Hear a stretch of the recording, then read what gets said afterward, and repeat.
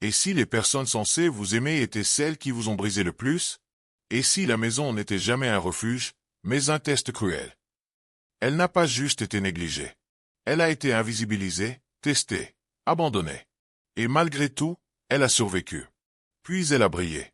Elle a grandi dans une maison qui, vue de l'extérieur, semblait parfaitement normale. Il y avait des repas en famille le dimanche, des photos accrochées au mur, des rires qui résonnaient parfois dans le salon.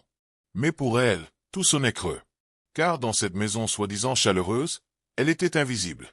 Son frère, Arjun, était le soleil autour duquel tout gravitait. Chaque conversation lui revenait. Chaque décision lui était favorable. On célébrait ses moindres efforts comme s'ils étaient des miracles. Il avait des cadeaux inattendus, des encouragements constants, une oreille attentive à chaque inquiétude. Elle, en revanche, apprit très tôt à se taire. À table, elle était un fantôme. Quand elle parlait, on lui coupait la parole. Quand elle brillait, on détournait les yeux. Le jour où elle reçut la meilleure note en littérature, elle entra chez elle avec un sourire rare, espérant, pour une fois, un mot de fierté. Mais son père ne leva même pas les yeux du journal. Les écrivains ne gagnent pas leur vie, dit-il simplement. Tu devrais penser à devenir prof. C'est plus sûr, pour une fille. Elle n'a rien dit. Pas ce jour-là. Elle rêvait de journalisme. D'histoires vraies, de justice, de donner une voix à ceux qui n'en avaient pas. Mais à chaque fois qu'elle en parlait, sa mère levait les yeux au ciel. Tu es trop sensible pour ce monde. Et puis, tu crois que ça nous paiera un toit. Mais pour Arjun, il avait le droit de rêver en grand. Études à l'étranger, conseiller privé, cours particuliers hors de prix, tout lui était accordé sans question. Et quand son tour à elle est venu, on ne lui a offert qu'une phrase sèche, sans émotion. On paie déjà pour ton frère. Tu devras te débrouiller. Ce soir-là, elle s'est enfermée dans sa chambre. Pas pour pleurer, pas pour crier, mais pour faire une promesse. Elle ne savait pas encore comment. Elle n'avait ni plan, ni argent, ni soutien. Mais elle s'est juré qu'elle y arriverait. Pas seulement pour ses études, mais pour se prouver à elle-même qu'elle pouvait exister en dehors de leur regard. Pas comme une fille invisible. Pas comme une erreur de second plan. Mais comme une voix claire, forte, nécessaire. Elle ne l'a pas dit à voix haute. Mais ce soir-là, quelque chose en elle s'est allumé. Pas un feu qui brûle fort, mais une braise qui ne s'éteindrait plus jamais. Elle avait promis qu'elle se débrouillerait. Alors elle l'a fait. Sans bruit, sans plainte, sans demande d'aide. Elle a commencé par postuler à 22 universités. Elle restait éveillée jusqu'à 3 heures du matin, écrivant des lettres de motivation, relisant chaque mot, corrigeant la moindre virgule. Elle voulait que, quelque part, quelqu'un voie en elle ce que sa famille ne voyait jamais. Mais les refus arrivaient, un à un. Certains courtois, d'autres brutaux. Elle les empilait comme des cicatrices. Mais jamais elle ne s'est arrêtée. Pendant la journée, elle donnait des cours particuliers aux enfants du quartier. Le soir, elle écrivait des articles pour des blogs obscurs, souvent payés une misère. Chaque pièce, chaque billet qu'elle gagnait, était mis de côté avec soin, sa seule sécurité. Et puis, un matin, une réponse différente. Elle avait été acceptée. Institut des médias d'Inde. Une des meilleures écoles de journalisme du pays. Et avec ça, une bourse partielle. Elle aurait dû pleurer de joie. Mais au lieu de cela, elle a juste soupiré.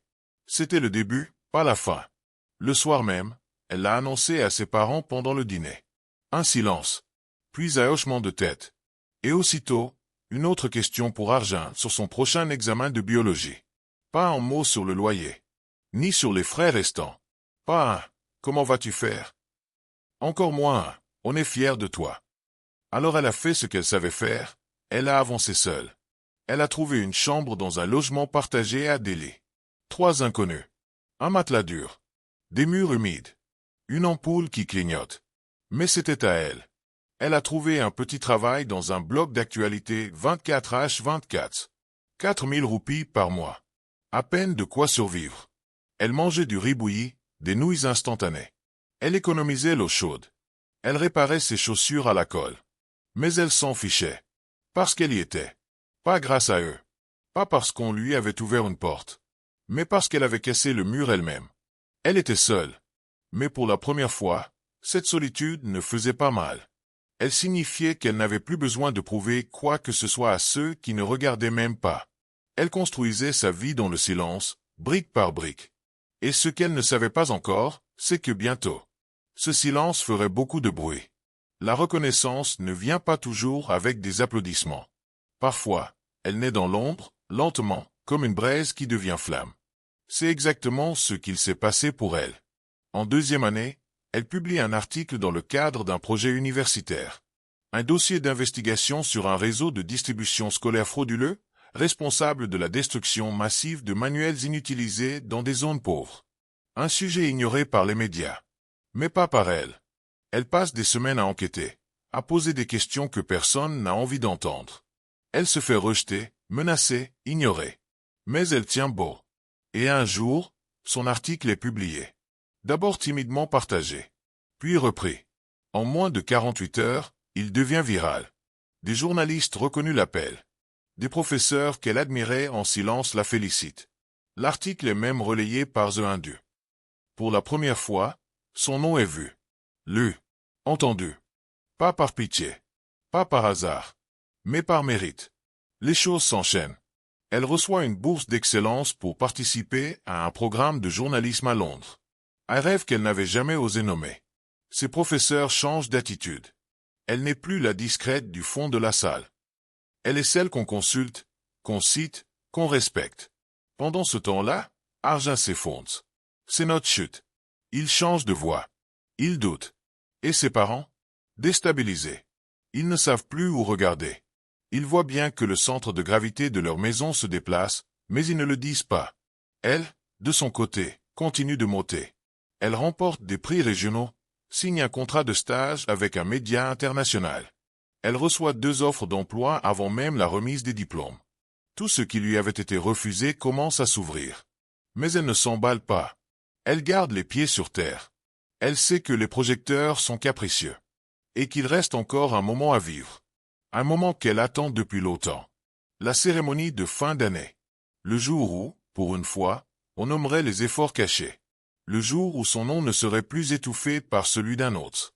Elle ne savait pas encore ce qu'il allait se passer sur scène. Mais elle sentait déjà que ce jour-là, le silence allait enfin exploser. Ce jour-là, elle s'était levée tôt.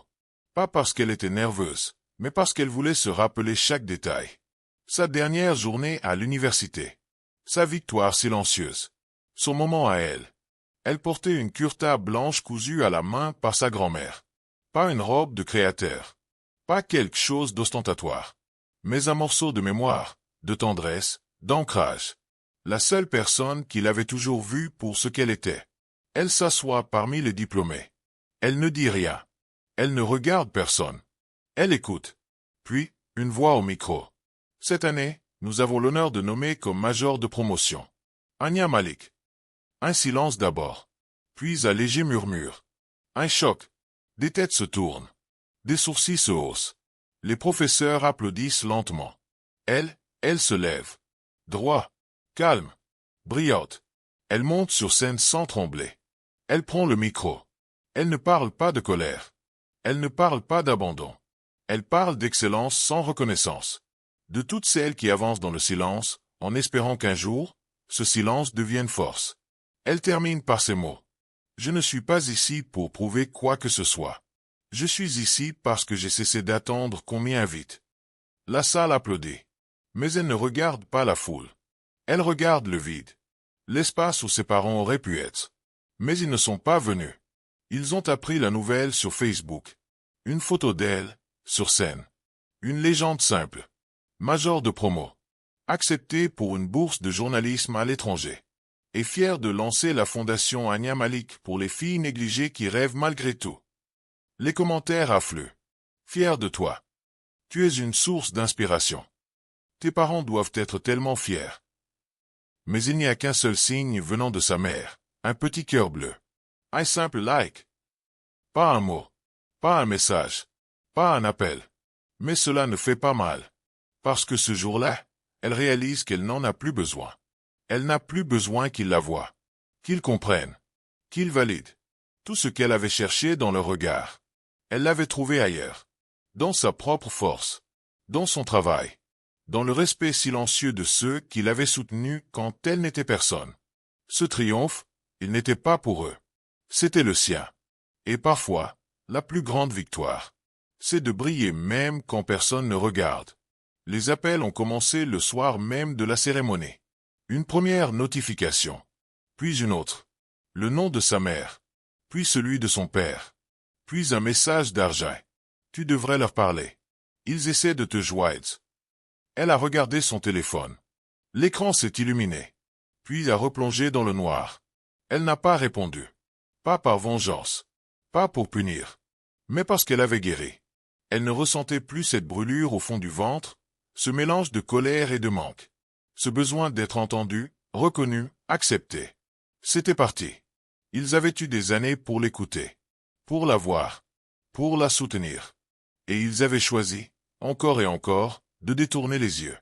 Maintenant qu'elle avait réussi, maintenant que son nom circulait, qu'elle apparaissait dans des articles, dans des photos, dans les conversations, ils voulaient revenir. Mais elle n'était plus là. Pas juste physiquement. Émotionnellement, elle avait quitté cette maison il y a longtemps. Ce n'était plus chez elle.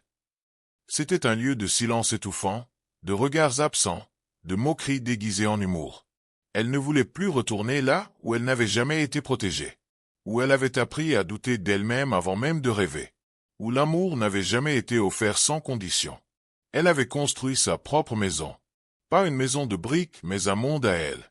Un cercle d'amis OES qui l'avait soutenue quand elle n'était encore personne. Des mentors qui l'avaient encouragée avant les récompenses. Des voix qui l'avaient cru, même dans le doute.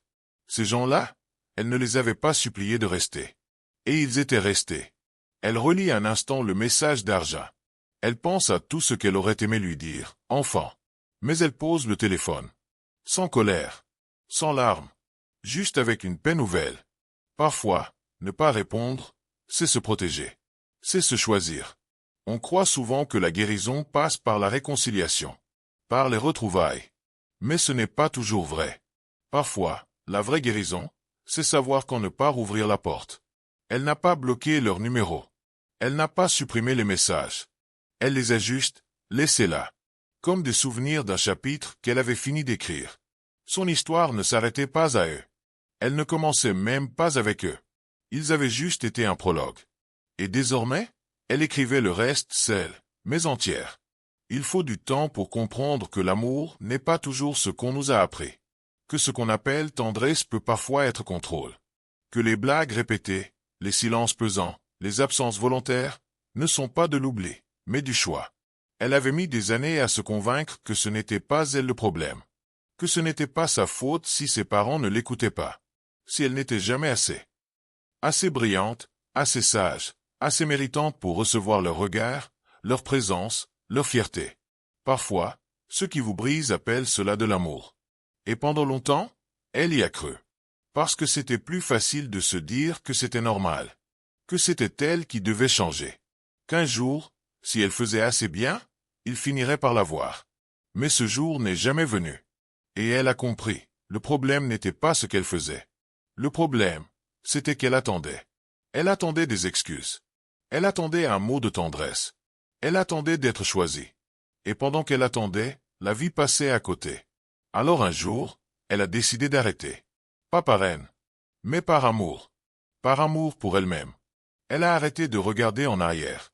Elle a arrêté de tendre la main. Elle a arrêté de se rétrécir pour rentrer dans un cadre qui n'avait jamais été fait pour elle. Elle a choisi de construire. Pas pour prouver quoi que ce soit, mais pour exister autrement.